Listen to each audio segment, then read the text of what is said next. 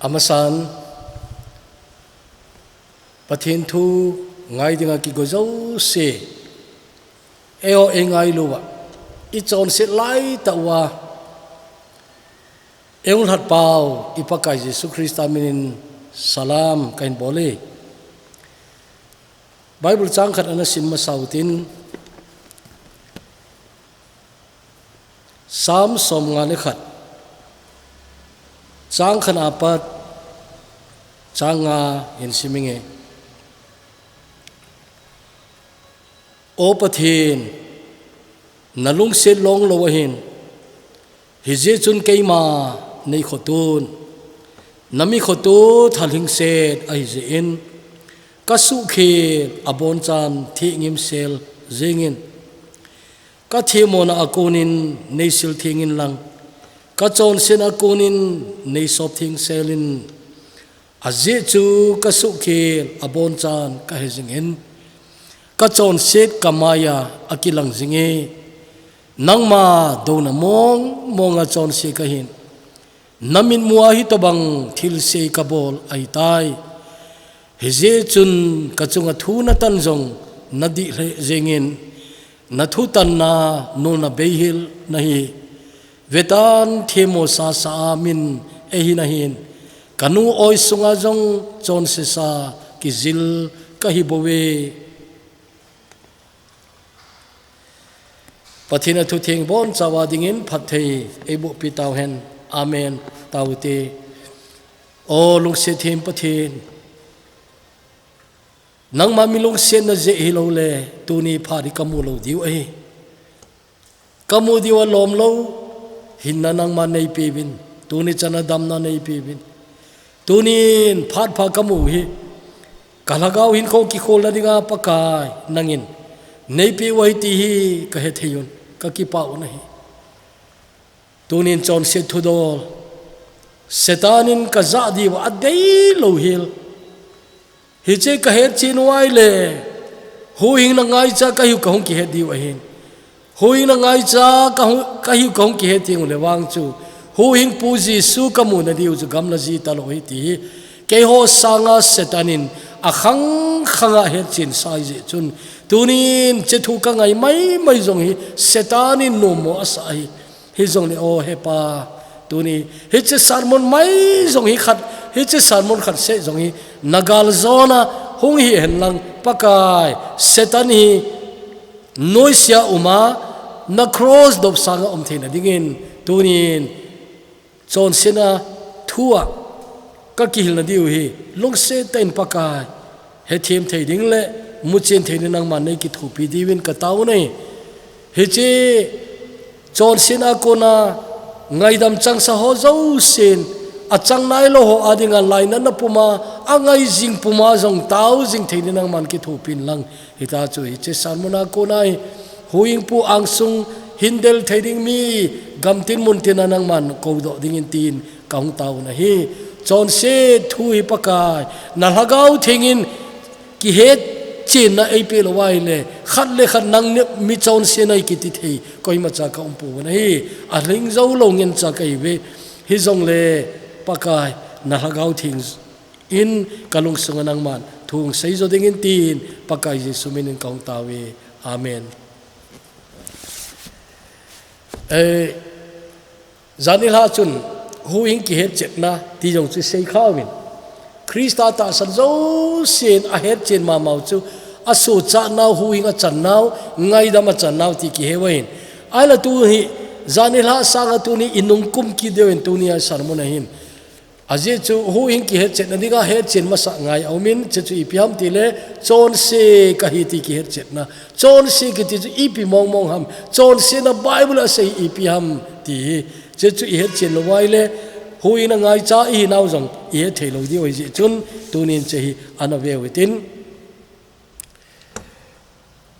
nidang lai sang za ko som ko lai joi din ka ging chain som ko ma sang jong je tan tin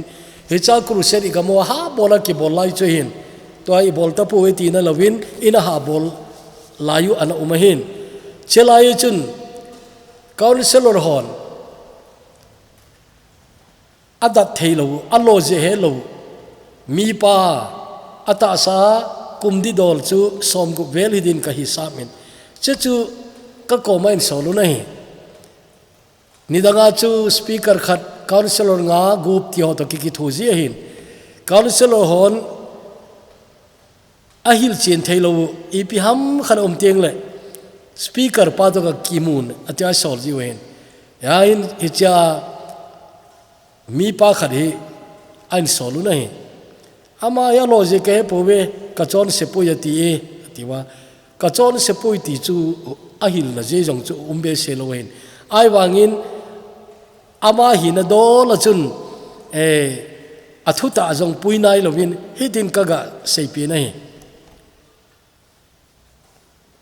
kagang te di dol khat jong anai ji chun gang katin gang ai le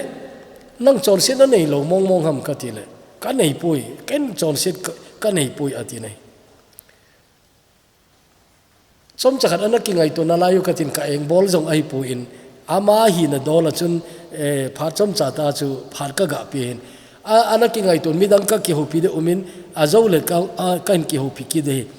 che sunga chun na chon se na mong mong ipi mam ti ana gelin katia hin ai le ka ki mu ki phanu chun ale gang na chon se na chun nana ki gel do am katile ka gel azau lama ka hen lo hel ka su mil mong mong ai tai chon sit khat chu ka bol chu ka her chu atin ipi mom mom katile ka se pai pan lain jingka khari pare ding ka hiwin ai le dobi pa ko ma chu street ta ding ka ga pi in che chu pung hi jana ka hong la te le che chu nana zo te di a chu ti lo le pare ka lap lo di katin cha chu ala dia ka chele phata in street ana tang zo ta in a het min kapo ka sang khol to ka to ka to tan phata in ana het min a table chu ana ko yin ai ba ma cha ka ko le la lo che pha na chu ken jong acha ma lo chu nga leng kalap lo di on ki pitan de katin cha chu kala ka chia hi ta in che chu to ka gel le ka gel do chu ka sang khol ka to ka isri ta man chu ka pi lo we ati nei ama la kum som gup lam mi ta na a pension nong jong sauta ana chi zo ai tan ka nu yong cho za thimin ai wangin ama gel dana chu ache kalwal chu elungel je jong nei lo hin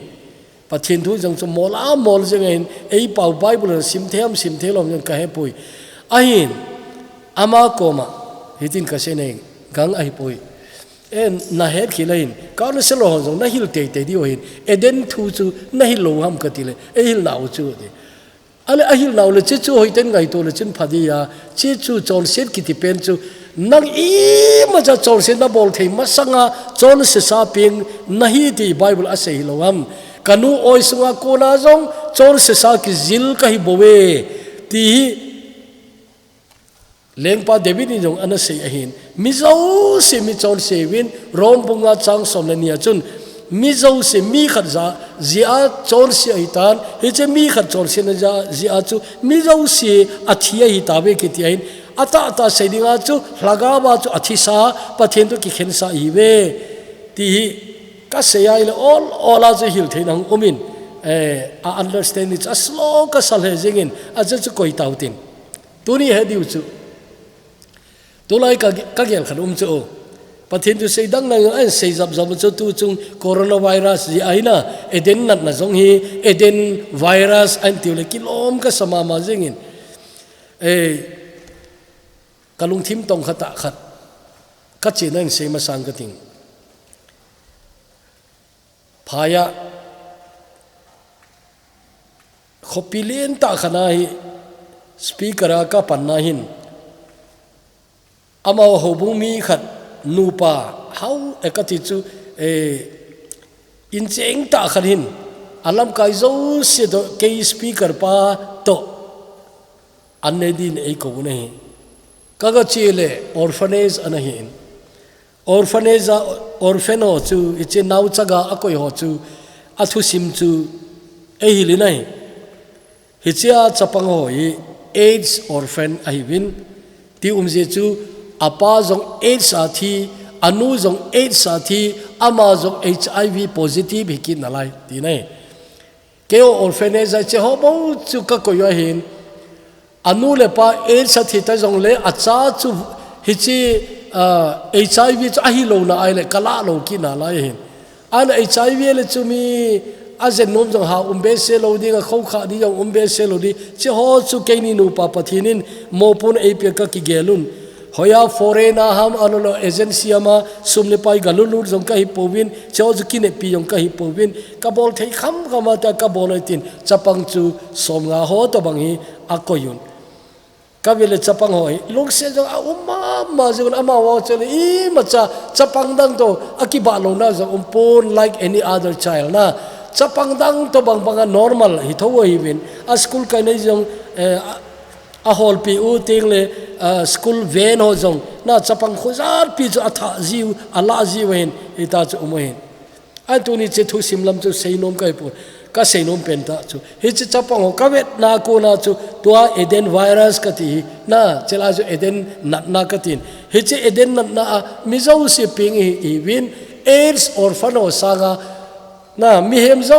si hi chi eden nat na eden thi na chu to ping khom hi ve ti cheni chun kalunga hu mi nei e chu tu ni so pi ule naw che nana he chin mong mong hinam edena ko na thi sa na nau pi nai nang ma chon phan nang ma chon set I ma cha sei di umma sanga chon se sa na hi ti na inu oi sunga ko na jong chon se sa hung ki zil I ta bin yung pen la hu che eden nat na hi to hung ki pen kho mai tai ti hi tunin I he diu ka dei nei Paul hin chon se thu hi hil chep te yaguin hije chun Romans bung khat na apat bung thum ki ka che sung khun chon set ki ti sei thei dan chum in ang sein tele bung ngai hung gal kai le chu adam le Krista te ka na chun mi zo si adam I thi na tele ata san zo si Krista I hin ki na diu che khu en ha sei ki ni nai hina nei sa hon zong he chin che na dingin romi ana ha sim lewin ka dein a he chin lo ho aki hol hon zong rom le khathon mai ha sim lewin ka de nei he chun tu ni hin chon se di zat ni aki khen I bible ke khen lo na ken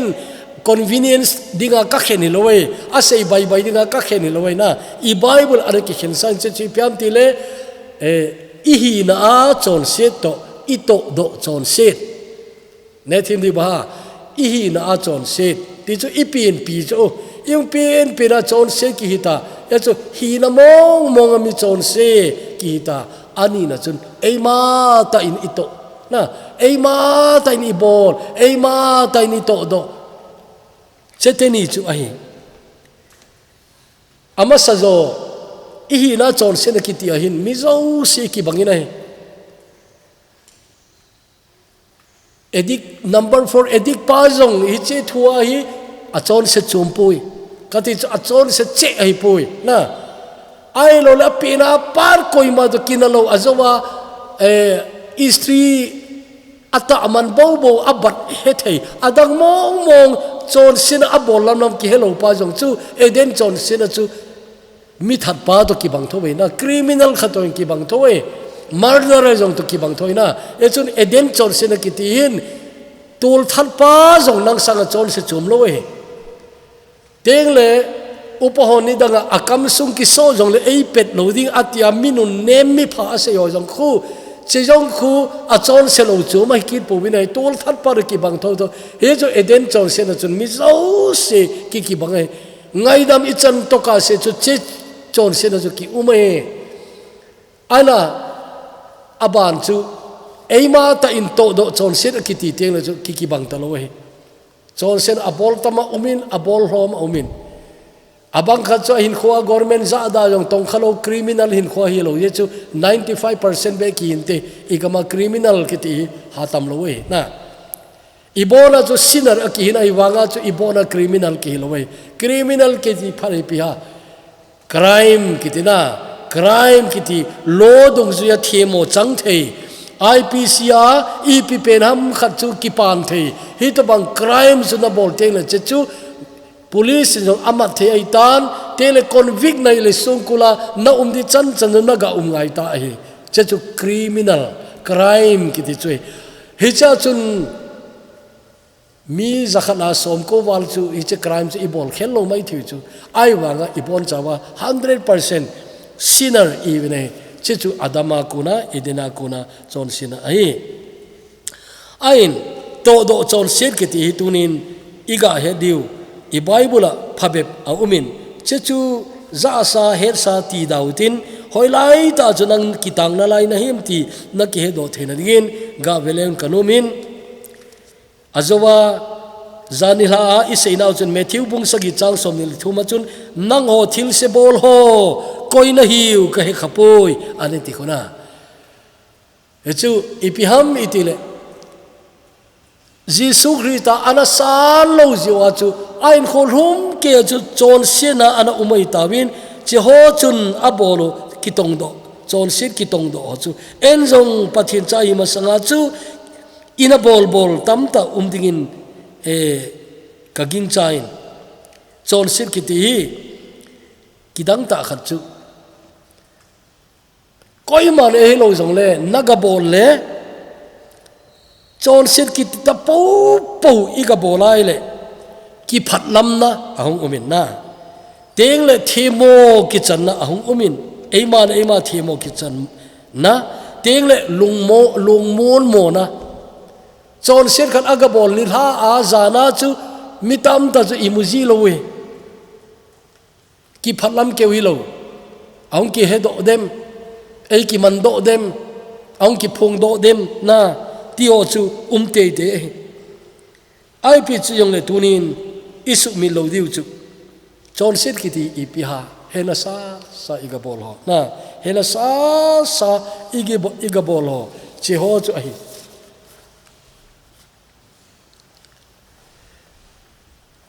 I Bible chon sit ki ha sei ho chu mun tam ta ali sa jong khu zau te a zau loi aki sei ma saloi jong hi ji chu ipiam itile zon than hoi kitien zon than hoi ti numele pasal ka chon sin la chu pathinin athet pen adei mo pen alung han pen ahin he che zon than hoi ti ipiam itile English achun adultery akitin adultery ipiam itile ei pawa akilet hoi mama zingin mi zi to zone kitie mi zi to zone nang zi hilo koyam khato na zona le chechu aseina hi chechu pathinin athet pen la pangjing jing ai mi zi to zone example kiche tan saying le hen mi pa khat hin ama in nei pi hilo ain sa pa in nei piong hi mai thei ai lo le het kha lo hoi lai am khana mun lem changa khol china khana ga zon piong hi mai thei a agom lama se de cho azi hi lo to ga chon sit ko ai mai mi pa khat hingala nunga to azon zong le ama mi zi ai ta ja chun hi che chon sina chu ha hi hija chi Bible azong kitchen ta na inveng pa zi na o cha lo de ati holana na inveng pa zi na o cha lo de ti ai he chun zon thanoi ti pathinin athu pe pai pathina je chun na zon lo de ti thu pe pai pathina je chun he che dan chuna palke aile pathin do na chon se nai ti na het kanumi ne kidang ka sa kharin senge Old Testament zong nai lo Bible bumal khat zong nai lo Ten Commandments ki ti zong akisun ki mukhanai lo chelaya gol hang khanin mizi to gazon thena di repna sang ta atua aga zon lo hu thupi ka sanai chechu na he noi Joseph ki ti pana Potiphar in ei pin lupidin azoli nahi khat ve zol mai he poi anisia zolai tina aiwa cha hun Joseph in ipse he vetange in sungai kapun i bacha het pha talo ka khuna akoi hita abona ke thua ko hita na ahet pha talo nang nahi le azi nahi hito bang thil se iti kaiman kapathin dona kabol di hamati English version how can I do this wicked thing against my God atinai chon se kiti pathin dona hi ipi chon si na bol jong na pathin dona hi tol that hi in ati tol na thai le nami thapa ham namit thapa in sumi tele phung la chang dona chon se mai nai pon tol na thalo di ti pa dona chon si nei ti nau ni ta chana he chun ta zon than hoi iti tele pathinin adeilo ai he chu tunin zon than hoi na kiti igam sungwai khole le kilomi omdani ka bel mun tam dai seido nom lo a seido nom su lo a he atama tam kiti zon than hoi na igama tama tamai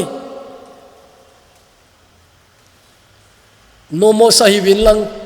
ilo zau zo sewi zon thanoi na gam hungsu tale kilome ke agam pha kai poi ai wa thung ki seyoi akiza jingena ejun zon thanoi na kiti pathin lung han na iti le che pathin lunga na chu I chunga chu de ham he che mo sa belo de ti tuni na het kanomi ne ani na chun ki de na thing lo English version fornication kitin tin che chu ipi ha chele nunga golhan laya chon sin ahin kidei yong himai thei nunga golang na kidei kati chu ki cheng tei dinga kinop na nei yong hitamai thei ai wanga chu ki cheng nai lo a chon sin le English a chun chei premarital sex akitin ki cheng lo laya na ki cheng lo laya nu pa banga khom na che chu hi tu lai wang khoma ma jing chu khop khopi sunga na tong ho themzil na hita ta na to na hita ta mu che aga umnau muna abang khachun in bahara tambe se jong chu excuse abolun ai wangin che chu pasal ngen cha khom le phai numei ngen cha khom le phai ai wa mi hello ka a living together live in partners iti hona hita banga in lu khom jing itia ki chen la mu jong ki hello ai wa in khara ki pui lu jing in lu khom jing in langa jong ai nei ten mo anei lam jong a het lobu tupa anei lam jong a het lobu ai wanga chu mi gama acha te atu te mi gamai to banga nu pa umaga umai ta hi to bang fornication ni atamma mai gama tamma mai tu chung boina hin minu mi pai ta ta nunga gola ta ta in lami zon sau sabun I in lam be pathin hol na je ki het bele chechu wang phana khat hithodin ka ging cha in khopi jo se se kati poi khopia in langa nunga golang jo apha zo lo khopia pathina ki peta ta ke kamita kamuin in lang khanglai ho chona jong kaman ji hin somle pai tam ta ta senganis Sunday sile ho in kai te go khanglai tam ta umai tunia inau te mini soma ho in long zo ma de hi la ya ho in kai lo jong khanglai izadam dinga hi cheo cho hin he chun khopi jo se se yong ai pui awa tuni ka seinom che pi ham mi tile he che zon thano na kiti igam sunga hi gam sung ti khopi lang khone we la hoi lai jong na ki dei na theng lo ki dei cha na theng lo ngai lu na ta be jong he lo khanglai ho adi kana sei ji chu true love ways ha se ka sei seminar kana bol pi ji true love hilova fornication na kimo vetlel na kimo dei chan na he cha ta san na su bul hin na ni mai maya nunga golang ki ka sen ai gama tama tamai o agam sung sen an dim jong le nang pathil chela ko na ako do no mai nowa khang chu sen na dimai ai wa nowa le in sung te thing oi ai we he to bang chu hiding ikingai to ka dei nai abana chun hu na sei nai English say when lasciviousness atin chaji pia kidei pi tum jong lo amu mu to chon se thei amu mu na mila acha pasal khan ai le numei amu pole zon pi dinga hit banga chu avet jing nungai jong le numei jong le pasal amu le to banga avet jing hit bang hu na kiti amel se ei pa wang ai amin jing jong amel se kati na u na ti lom chu mel se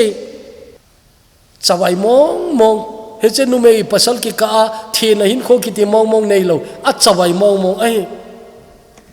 kaloi ho khanin kaloi khan ki te le tu na dam ta puin pastor hong panti lai thu sim chu thing la ga I te ka chi kha lo na kho khana chi dinga he ba sa ka to le ka chi na ding kho chu bus station ala sa pa chu ni khat lam ke nga chi di na lai he che bus ka kum na di kho chu ka chi kha jong hi lo ka khat ve chi nei na lai cha chu he la ka nei lo hotel umam jong ka he lo zana ka gi na ni ka lung don lai ta hi ka koma to ho aban bana ang kumule ka changa ka to ta in mi thum to na chun ka chang ka hung to tai nei le he cha chun anung lang je ma to nu mei khat hi nunga hi dem mi nuai dem yong ka he pui he che nu mei nu chu ka koma hung to min eng ho we thi chu to ka sei pai mel jong hoi in tin adong jong hoi mi khat ai je chu nu mei ho de vet len thâu khát giống chứ hiện tin tôi căng ngay tu lệ hiện chưa cả gel đó chứ hiện chưa nuôi nuôi cho này hỏi chỉ đi này tiền các chỉ khu cho các sinh cha chú chỉ đi cái này là cái tu này cái chỉ thấy lâu đây chun các gì ngay đây các tiền các gì là đinh cho bus cái ngã station à chú hotel là lâu giống lẽ hậu bung khát pastor khát cái này hiện lăng hậu bung kia sau xong mấy thì pastor cho xây đồ lâu cho ai vàng cho hậu bung kia sau xong mấy thì cái tiền ati cho ala amanu chun heo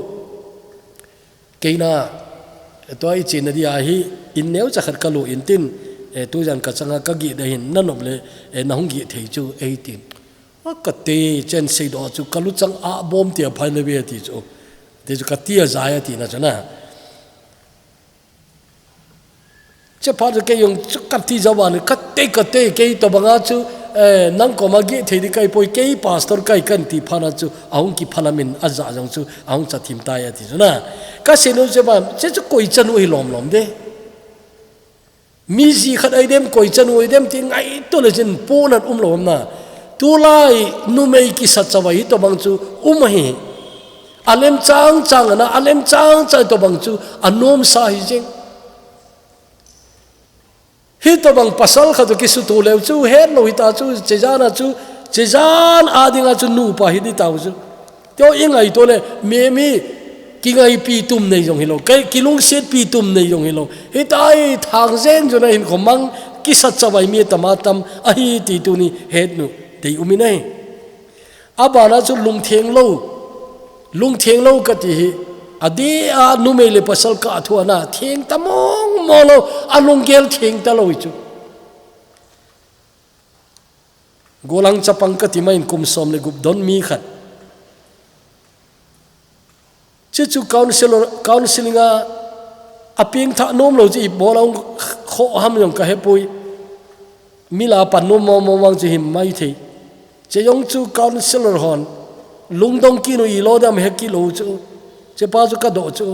ale nang ipc a ta chu pathin thu chu na san thelom ka ti le kai ping tha thei ta hi be tang aje chu kalung thimi thing lo wa thin lo na di mai tai milim du da lo hi kana be tamma man ti chu tu lai pornography phat jong hinai lo chu ama khang chu ai wa mina ho lo le i to bang chu ana tho hi da nei phone jong nai lo pornography jong nai lo blue film ti yo ana nai din ka ging chapoi ni dang lai ta chona ai wa hoi lai lam chu milim du da lo hi amui de chona cha ko na chu kalung thimi thing ta lo min tin mila ka po le na no mei lam ka ve na le mi hi ta zone pi ding bo wa kalung thima umaya ti chola hi che khanga chu to bang mi chu the le tu lai khang i ti ta de na phar ong anei sia le to banga milim thang hoi tam ta vena ni hom loma ve o chu anung thim i te thien di ngai to in che chu na hi ai le che hi nga pha da hi ti lo the e poi ong che chu tu ni ngai tu te igamu boina to lai gamu boina na ka se teng le milim ho thu chom be ai tan che hi milim ho i Bible a dei lo na keima lo pathin dang na ho lo de ti chu pathin da umeti na lo chu as na sim thu na alim I pilim ham khat na sim thu mai na ho lo de ti chu milim ho khu bele chu no I pilim ham khu sim thu min tin chu ho chu amun kharwang chu alim yong hi lo song tum khadi arong anu zinga color anu wa chu ho kin ve taw setanin wang mi azo lep zo ma ai ti cho ki mu nei ala tunin minimum ti I Bible epize ha first zona ho bele chen ka cha kanau te ho milim ho na ko ni ki koi kang na ti chuna chechu John le khado chu ta san cha te ring ki suni chu ta san lo pathin he na nai lo ari ki suni lo chu ta san cha te ala ta san cha te chu milim ho lo di chu he sa le kilo ai milim ho na ki koi kang tin che ko ka dat mo in tin commentary che chu Bible college ka umlai tan UBS ka umlai he che kasim do ka lungdong in tin ala Christian te adinga believers te ki suni ngala milim ho na kun ki koi kang ti I pedam te milim kan holai le mun khana an sei che chu EP zong le nalung sunga mun sang pen number 1 na koi chu na milim ho chu hi ati chuna I Bible chun napakai chu nalung thim zo sian na lon nalung thim pompi na ha na zo sian na ngai lu di na ti hin tin che chui le che milim ho ti a hi thei mo nge ka ti ta chuna tula I milim ho wi EP de tula I milim ho wi kamudan ta chun sumle pai papset na ngen chai ta tulai chu I ma zo si papset na ta nei tulai sum holo papset dan hi kidang hai corruption asan dan hi mia bangare seiwang le tulai igam sung boina I COVID-19 o zong hi mi tam ta hau man dei we ati chuna chechu sermon masalaya blood money unholy gain kati chu chechui ala koi ham khat bol chu chebo chu na lungthim ko hi la na hello ka he che papsi na milimong na lur ham ti na ngai tu ka dei nai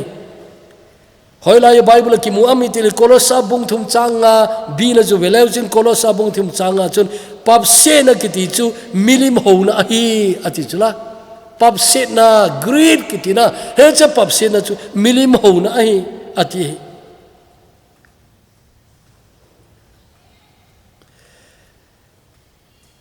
igam sung tu COVID-19 khanga hi EPP ki kheldem ti chu ema local situation dong zui hi tan tin hi jong le them khat be hi pathian inai lo lo ham ti ki ngai to ngai nei na pap se ngaya pap se tho nahi le ngai to phai milim ho iti chu che chui pap se ki ti milim ho na atin abana doi choi ti ki di nei doi choi pile pute banga chu indoi sil doi ti chu I koi ta pu we he jong le tu lai e ho la jong be thelo thil khan tho ne che chui pia doi le kaw in ta san ki taun mai bi mai ba in ta san ki tawin khut lam vet yo in ta san ki tawin ai san le za chom chumi ta san ki tawin anu apan chi ho chi ita sanul ichate ta san achom khanan ki ni ichate chun amo chu aselom lo manala lo mai the ai wa ke chun chu pathin chate bolinga kilom ka sa lo chu chapang tam ta na lekha sim thei ta ho apan achung lam nunga gulang tam ta hi horoscope ata sanu chu horoscope minu mi pan chu a hello tam ta diwei nunga gulan nai ana hetae ti lo ngal chuna te selamin hello di ai pi jole tunika ka senum chi pyam ate lamin jong ata sanu khan omin akhangin jo ta san khaumin akhang lai jo ata san khat achapangin jo ata san khat to bang chon achum aumin nei ei thinghang mi te pau chuma magazine hasia aso hi ka vet lo na cho so tan nidanga article ka sim no ma ting le ka ga choyin ai wang ka phe te le kalung thim no mo chu ipi pau jong le pau chuma hi horoscope an umzin khát về press khana cái dòng lệ khabu ta tắt jing kai in press khát cắt chi lệ Amy te ho magazine editor khato kaga kisutu bin a magazine proofreading abolize kamu nahi ama magazine jong chukana mu kha sa ai je chun horoscope ti regular ta anatau abangin cheya chu cheni chu ka dongin nai ale naute Amy magazine tat zo se ka vena le Christian chu nei thong di wahin Christian che nei di wahin ai wa magazine zo si kiti mai le che zo si ahin horoscope omin che kilom na sawam katile ka do pa chun hepa kenwan kata sanpui hizong le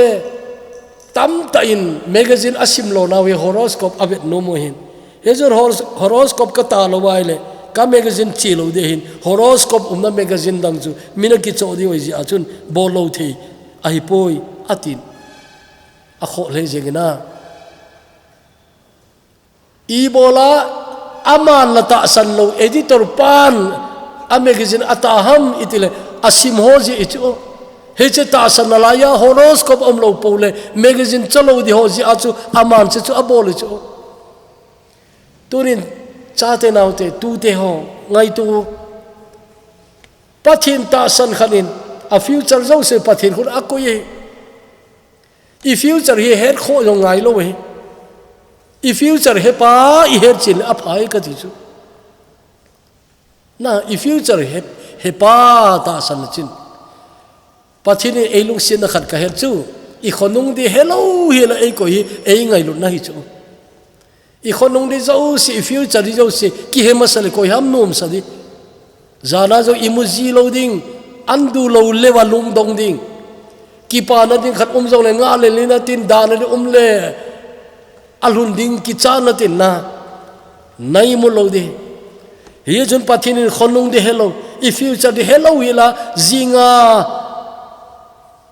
ding zong hello wa ei ko hi ei nga lu je ti tunin nata san kanomine hi chun tunin hi che thuo hi ngai to phat ngai minu mi pa jong tamta keo pasron ka he no chu minu mi ta pa tamta pastor ko ma chi lowa mai ba ko mai bi ko ma chi jong umune gamina bona tiwam ipp tiwam ai jong len tunin na he diu chu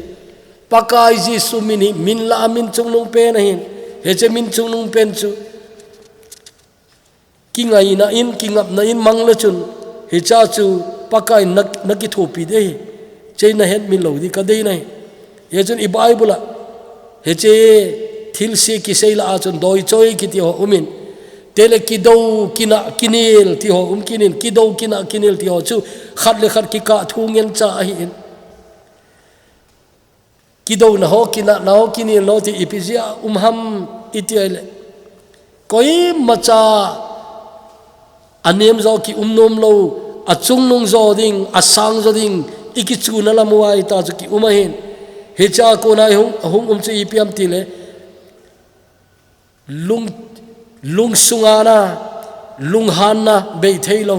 thang tom na be thailo phula nom na be thailo ki ti hoina cheo chun to lai mi tam ta lung sungi alui nai thang tom na hi lo zong le ha set na be hi to ba chung ngai dam lo tam ta nei puma in khomang e ngai dam lo khat vei pasal khanin testament aseina a apa mina thau apane mina tha ki no ai wanga chu phula nom na lung thim ki tin nei agot lo angai dam thu asei cho keiman cho chu kangai dam no kangai dam lo wai le song ko la keile ke ka ki khum dinga hin acha bi ken ki choi ngal ai wanga song ko la ke ki khum ding mi ka ngai damai le he che song ko la chu lo ke ti chuna testimony awang chu na sa ka sai che chu mi ngai dam lo na ne yam peng tha lo hin khuwa hi ngai dam lo kiti cancer to banga mi hin khu sugen the ngai dam lo na ne ya phula nom na lung thim na nei le na phula ma sanga nang zo hi chen na lung han na le na thang tom na le lung chim se tam ta na gen na kun chun nang zo in dam lo na na aza za na nei lo a na thi pha lo lo dinga na thi the hi je chu tu ni mi ngai dam zo na ki gal zo na hi bo chu gal zo na nidang lai counseling kana bol mi khat ping tha thelo ri ka ya ti na man ipj nem ane pathinu kan hil ho in he thi lo ham ka ti ka he lo ta pui counselor hon jong asai ki bang so e he jara boning ka heta ati ale he chin ta I bola na san nom lo wang ti ka san le mi khar ka ngai dam di pamai wal da ti chu nui zan la lungdon la umei ka pien tha po po le ka ngai dam te te ri khat umin che ngai dam jing ni pamai ka sai phula go ka ti chu la mi ki dang thoina phula zawa lunghai sela hin komandi hi kinep da o ama kom ka sei chu nalunggot ta in phu chu la zawin lang hi jong la chun nom ta na lo di phu ala zawin nom ta na tai ti cinema boi the di en nong ki tel ki chai ta khu a cinema jing yong khu hoi ten ngai tu sau la chin aban di thelo khat chuna ki sem thu mai chu he chun phula zawa nom ta ki pa ta ta ki le se chu lo de phu na la zo le abana nang chu phu ki la ki tho de ti nai che ja ma kom ka se chu ven phula zo ki ti pasal pha ai poi pasal pha in angai dam zo we hagawa gal zo na thupi pen chu ngai dam na hi ka ti chuna mi na ngai dam lo le pathin ngai dam na san thi ngai lo de I bible khula mai chama thil pe din na chela ya ko am na so pi ka na ki to pi mo khar aw ma na chin lang ga ki ngai dam ta diu na ki ga ki cham ta diu na ti ko na mi na ki cham pi lo nang jong na taw na ki sang lo di ti ko la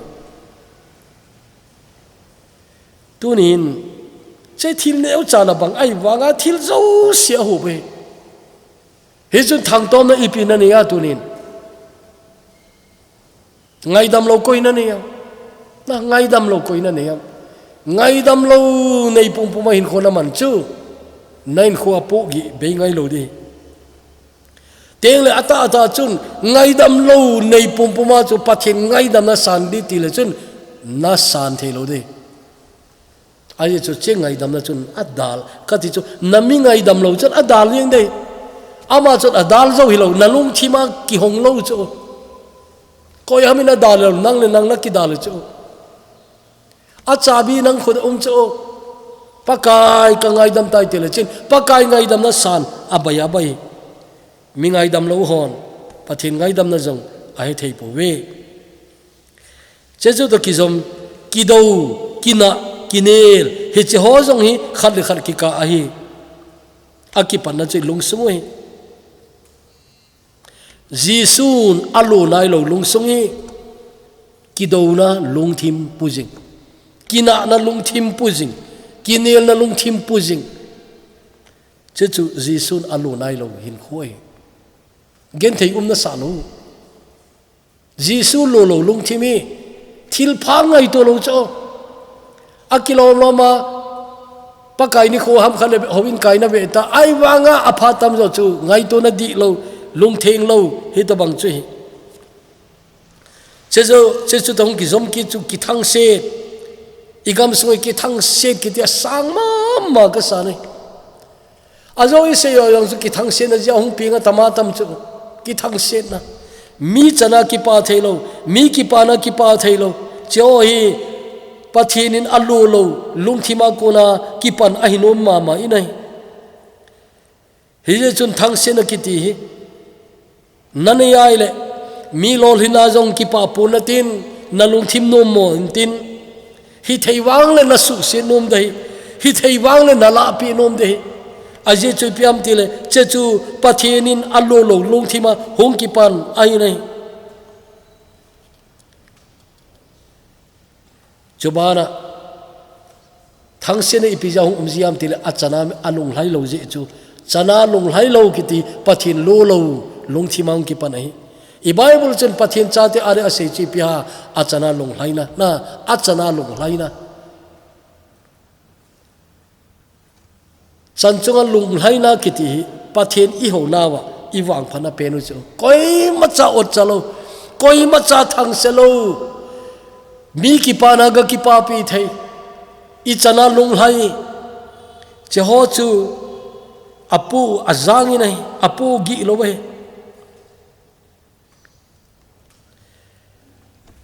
thang se na nei jing le nalung thimi dam ngai pun tin nalung thim adam lo na aso le na ta san an thu to thu de hung thu te te de ye chun he to bang thang se na lung chang chun ngai lu na ki ti ping ngai pun tin apha zo se ki ti chu nanga ko na chu all ola beido dingai ye chun che hi tunin su melodi deu nei abana i bible in pathin adeilo an sil a kho tu lai chu zukham eltol golnop ti khal ume zukham eltol golnop pathin hello ho chana hi pathin hello ho birthday dunga khamna thei chom chom palu na party ti bol ho kiti igama beinai lo ahin tulai akho che khat umin khamna thei jong azat umai tan tulai ta india gama mitam ta in aban ipiong idem ti ahen nom tenu khat chu tulai ta bollywood na drug to kisai mitam pi abana hong ki mando ding ai hecha aseina hu ibenai le nidanga chun party dunga hi zu aha bolohin tulai ai le drug ai abolo kiti chuna drug abolo amo sungma ma aphong do hung ta ji wa chu ki sel thi jong ai ta pu nei abolo hi anavele chun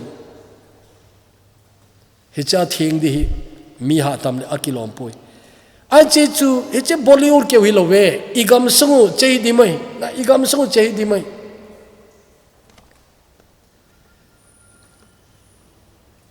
khang dong khang lai tam ta a chon na o hi nu le pa te mu lo wa abolo hi seido hoi jong hi talo seido ngam ding jong hi talo ta nop chon na a khoi ta ne zon tha ro ne tong ki zom awi ki na lain che zun el tol gol nop itiai to abona cover hi mai abona include hi mai na abona ho bi cho che su ngai to in lang wanoi le seri phatalo hi ai wangin nowa khanga akhang chu I tawan kilo zong le nowa le a in ko ana thin banga chu a thing ninga tunin pakai nako ai porin galatia bunga chang som le ko par som ni le khan asul ho khu kain zu yen tu ni ai adang dang mun chom chu kala jong chu nan tin ain cha thil phalo nakitongo ho abana ban an sei a chaina hu ipia se ametile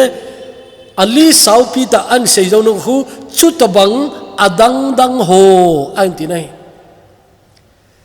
I bible pathin le khabu ai mong e ti jawa ko na yong kilang chu na aje polin che su lai ama khang jo chomlo ki chai ta le chu edi zakhat jong mulo cho man edi som sagi masanga thi jong himai thi jona ai wanga ama khanga se na chom an sut zawa chun chutobang adang dang atinai adang dang chu ipie de tula eo khanga umoi polo khanga umnai lo chuna tula ya eo khanga umho khamna theyo azat jana khamna thei zat aki ha sei mama ho chu kana za khain ka he lo ka za kha lo tam ta umin tin ke he ho chu number 4 chuli he na wa so tan chu heroin akitin na cho tengle wy kiti umin brown sugar ang umin sp kiti adang da epp tam adima umai chobana pornography azar zatunin sei sen lo atama tamai tai chau chu polin lekha thot usulaya adang dang chu to bang adang dang ati ho cho hi hitin thil khat kan sune mihem chor sin a hi seizo hoi hilowa tam ai tai hi zong le alung hei ho dinga chun ngai damna a umina hi leng pa dabinin o pakai themo na ho hi na mel chi ding hi le koi ham ading zo ding pakai ahin la min nagin theina din nakoma ngai damna a umjing nai anati nai sam zakhat le som thum chang thum to changli hi chai mel chi o hi chai ki pa pen cho hi ngai damna ume ti pathen phasa le jinglam le che thu cha ban bana in sei di wahin ipi zo le tu ni hin hi chei ngai tu te chon se na ki ti hi kim thei lo ding ai na kim thei lo ding ai lung he ya akom zop chu a pha pe nei thon do lo ding a kim de ni khat cha poi azo isei Bollywood drug thu ho a masanga abulung ki panazu Susan Singh thina thuain tui Susan Singh kewi talobin ama manager nu ama masanga anathi masa Disha Salian case to tulaya ha ta khulai ta ohin atila chu bai ta alonga lahon suicide na phun jing postmortem bol ho jongin bol du da bol lo hile kilome cha cha bon ma to hung min sediu hi a state government ki sana min sediu hi cha na heading chu thil se ki ti hi selgu ki go jong le hung kilang ki ji hi le se chu a ki selgu pai pai ta jong umai the tu chung ho wang selgu the hi ta poi police te na to hing lo jong akimudo tai doctor on na to jong adu da lo na kimudo tai to chu na tulai na za jing na he jing hi cha ko na isu min lo diu chu Susan Singh thina thu mai hilowe Disha Salian thina thu mai hei poi tuni nang bol jong na nang na to jong nang thil bol jong pathen ko mangai dam nana ki thum sa nanga sa hilo ngale im thei di hilowe ti tuni na he kanomin Bible chang khan ani hin sein katin hitai Jeremiah inana sutcho alam pi zo seu kami teni na vel hijingin athi mo naw jong chu keima min mun agisel pon ahi Jeremiah bung som le gup chang som le sagi kimel chi o Jeremiah bung som le gup chang som le sagi alam pi zo seu kami tenin avel hijingin athi mo naw jong chu keima min mun agisel poi atina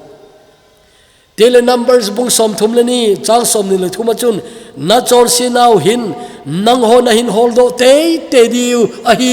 ati chu na chor si na ma chun nain holdo kiding ai ati nai tele luk bung so bung ge chang som le sagi pakain ki phong loadinga i ma cha ki i ma a umpoi ati kinene ki phong loadinga ki i ma umpoi Judas Iscariot hin khuwa chu aki i mi nahi ai waga athinunga chun zoninan sein ama chu gucha hi atina gucha hin sumo chu ama dinga anaki gu ji ai ati chu athinunga anak sut ai ama I pakan vel tampi chan sa pe ti chu I sei saw ai vel tam da chan sa pe nai waga ki phong nom lo heta chu thina lampi anakil hen chu achai chana azor paita nei he chun tunin thu chaina dinga he chei ngai tu te thil khat bo I ngai tu di o me keiman ka chon se hi ka im na lai ding ham chubana I chan chon se na ka jing na lai ding ham nang le nang ki do ri chu ka chon se chu ki im thailo a hi ti tun ka hetai ti tunin na nom de ka chon se chu selgu thailo hi zong le ngai dam thi a hi tunin che chu nata san ngame aban teng le lung heina chon se ki phun le ngai dam na kain sei di hin zan thum na chama sang chun tuni thu piu hi hoiten ngai to hitin huing ki het chet na nei na ding chun chon set het chin angain a chon set pen na het chin keu hilowin nangma chon set na ki het angai nei hiteng chul aban li chung tan ti huing ki het chet na nei lo thei lo na nei te ngai che chun na nei na dingin tunin chon set thu do le hoi ta na ngai tun lang tuni sei do zo se avel velin anangai la chun hi cha kon chun zinga ithopi diwa ki go zo san na om de he avel sei kit kate aban ingai to diwi lung heina chon set ki phun na le ngai dam na che chu aban ding a hin pathinin tu chung isan mon zo si phata ngai thei dingin pathinin phat pha na pi hen lang damna na pi hen lang ke jong dama achai chan sei ka gur zo se sei kinem pumin tauna hin mang tange hepa lungsit him pathin tunin hu hing ki het chet na kanei na diwin chon se ka hi dano ka ki het masau angai ti kan sei chon se ka hi ti ka ki het chin tingule hu hin ngai cha ka hi kan ki het diu hin hu hin pu jisu ka ngai cha nu ka het thina diwin ka chon se nu ka het ngai hi pakai jisun ka chon se nu apo mang ti ho ka het chin na diu chun ka chon se nu ka mu angai o hepa mihem sei thema koi ma chon se ki he thilo ai lagau thingin ki sei do le hung ki phong do zo se hin mang chan lang na bible chang ka phun do zo se mang chan lang pakai e cha ko na chon se ki he a ngai dam ngai cha ki he a na ngai dam na chang ding le thiem chan na lo pi ta mudingin